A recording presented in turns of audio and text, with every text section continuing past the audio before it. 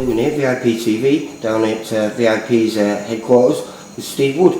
Steve, busy weekend again for you, mate. Yeah, mad one. I'm glad it was a bank holiday yesterday, otherwise I'd been falling asleep in work today. You know, Saturday's show and obviously 4 VIP fighters on at Goodison Park on Sunday. Yeah, it was all 4 wins as well, wasn't it, mate? Yeah, impressive as well. 4 out of 4 and they all look good. Steve Brogan, 4-rounder. Obviously he's a bit above 4s now, but he was either a 4 on the show or not, so we took it. And he had a bit of a punch up with Dean Evans, who's a good kid. I think he was ranked about 20 spots in front of Steve. No more than that, mate. Yeah, so Steve's done well there. Obviously tried really hard to stop him, but over 4 he was just too much of an ask. But he performed well. And then over 4 as well, Scott Fitzgerald carried on his run, which is 3 wins, 3 KOs now, and he wants to be busy. Yeah, he's looking very, very good. Yeah, certainly packed a punch. So you know, we've got an exciting future with him. And then we had Tom Farrell making Tom Farrell, yeah. Big step up for him this, you know. It was really, yeah, but we knew he was capable of it. You know, the only thing that bothered me was the rounds, because Kofi Yates had done the rounds before, I think about 3 times, 10 rounds, and it was the first time from Tom from the 6. So that was the only concerns for me going into the fight. And when he dipped a little bit in the middle, I thought to myself, oh, I hope he's going to be okay. And he was, you know, he come back with 2 big rounds, 9 and 10.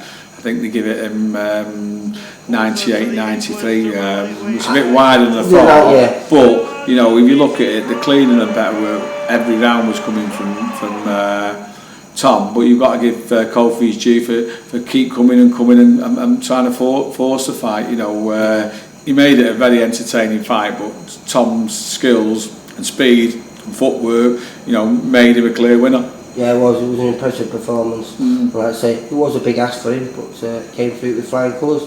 Yeah, and obviously the star of the night, I know Tony Bellew won the WBC, but when you look at the story, and you know, it's getting repetitive now, but you know, Masha Dodds has changed his life round, and now he's a WBC international champion, and you know, he'll be smiling for the rest of his life with that one. Did you see him on the top table before? When he was on, because it was the first time he'd been on the top table at these shows, hadn't he? And he I'm on the top table with my ball. I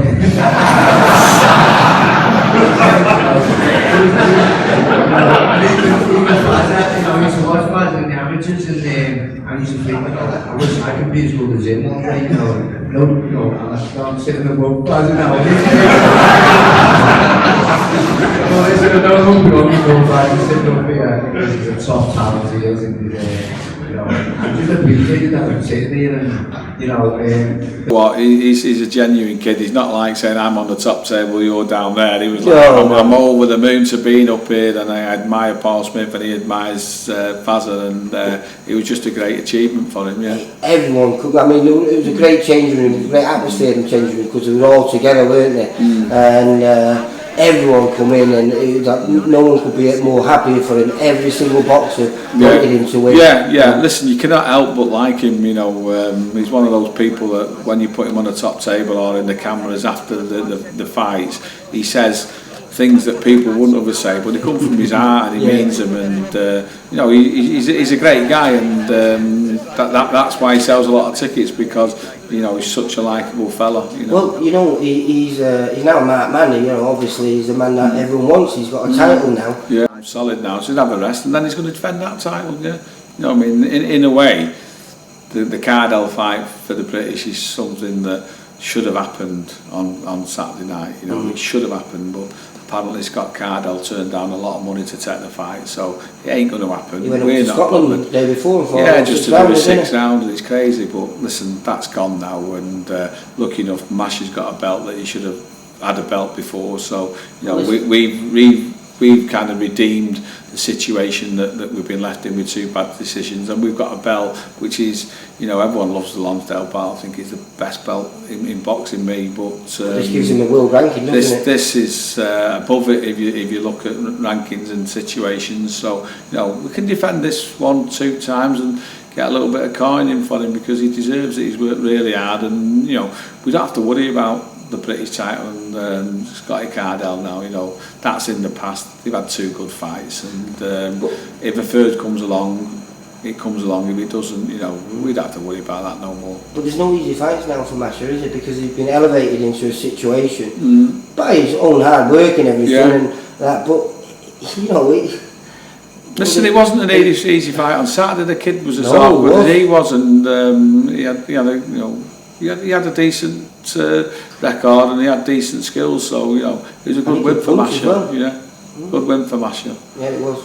Right, and then prior to that. Yeah, Saturday night, bit of an indifferent show, really, wasn't it? Yeah, it was. Yeah, you know, obviously on the VIP shows, all the lads are matched at home, and you're matching at home to win. But we had 4 losers on Saturday night. And, well, we did, but I'm sure some of them. Well, yeah, I mean, obviously you'd like to think if it's a close decision, the referees would go with the home kids, but it weren't the case on Saturday night. I think it was probably because one of the referees wanted £130 expenses and I refused to pay for him. I gave him 100 quid, so he's taking to me board for 30 quid. So he probably needs it because he's got that much petrol coming from the north east. He must be in a Daimler or something like that. So maybe I should have just paid him, and the decisions might have gone to the home kids. But you know, Artie Daniel, Ian Halsall, I thought had definitely won their fight, so it was disappointing with those. And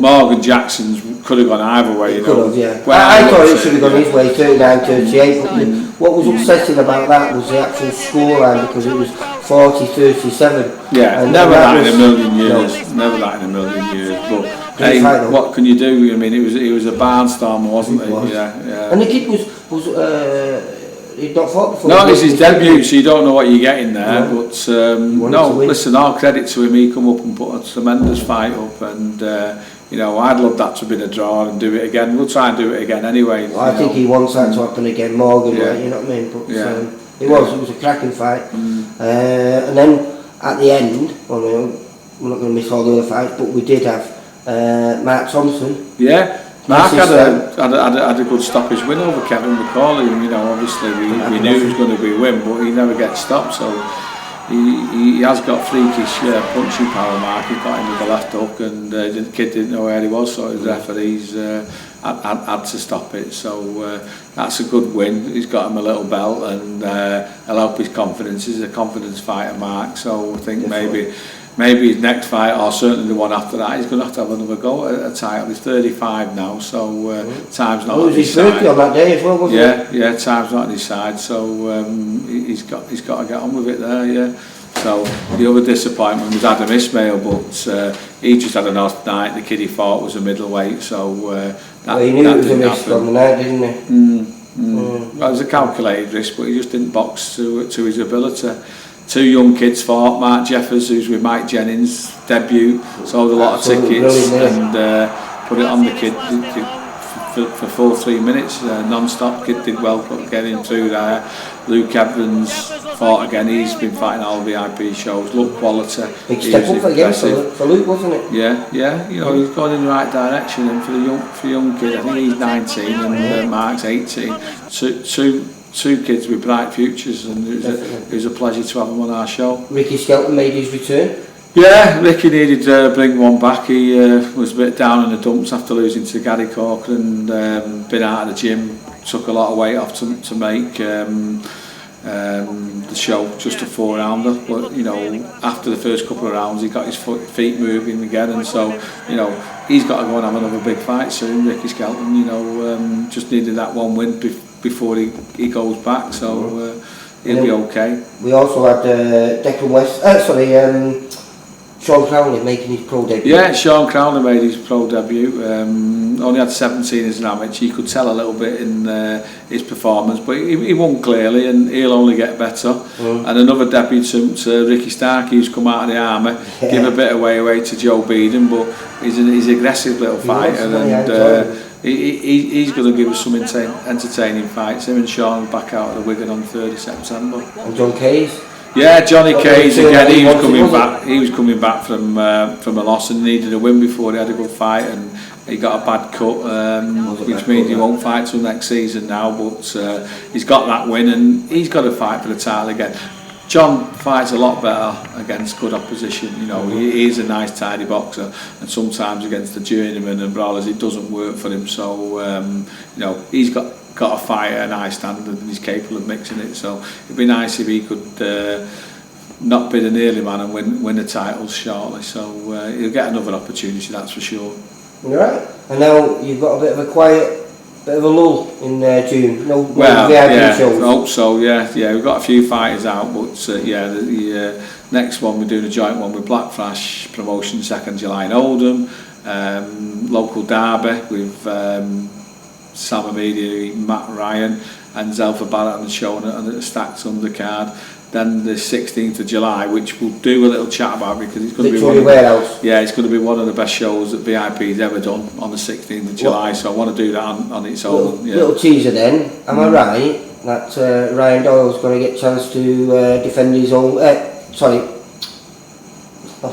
Revenge is only loss. Yeah. I mean, that fight's been made. We're just waiting for the board to confirm that he's going to be for the legitimate title, which I can't see a problem in. But come and see me in a few days, and we'll do something on that 16th of July because that show is more than capable of being a TV show. The quality on that there. Jack Massey on. Jack Massey's on. Yeah. Joe Murray's on.